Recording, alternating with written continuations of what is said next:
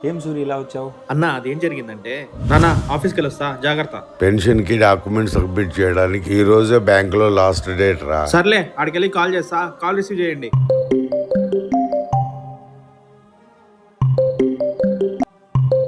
నానా అసలు బుద్ధిందా నీకు? ఎన్నిసార్లు ఫోన్ చేయాలి? ఎందుకు కట్ చేస్తున్నావు? ఫోన్ నా దగ్గర లేదురా. ఓహో ఫోన్ ఎక్కడుందో నాకు అర్థమైందిలే.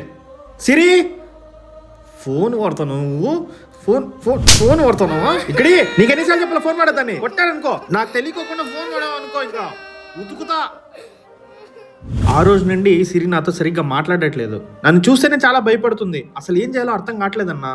సూరి, మీరు కొట్టిన క్షణం నుంచి మీ కూతురికి నాన్న అంటే భయం మొదలైంది. ఒక దెబ్బ ఆమె చేసిన తప్పుని కాదు, మీ మీద భయాన్ని పెంచింది. ఈ భయం వల్ల పిల్లలకి పానిక్, డిప్రెషన్, యాంగ్జైటీ వంటివి రావచ్చు. నాన్న అంటే సేఫ్టీ కావాలి, భయం కాదు. మాటలతో చెప్పితే ఆమె అర్థం చేసుకుంటుంది. ఇప్పుడు ప్రేమతో కూడిన మాటలతో ఆమె భయాన్ని పోగొట్టవచ్చు. మీ పిల్లల మీద అరిచే ముందు ఒక్కసారి ఆలోచించండి.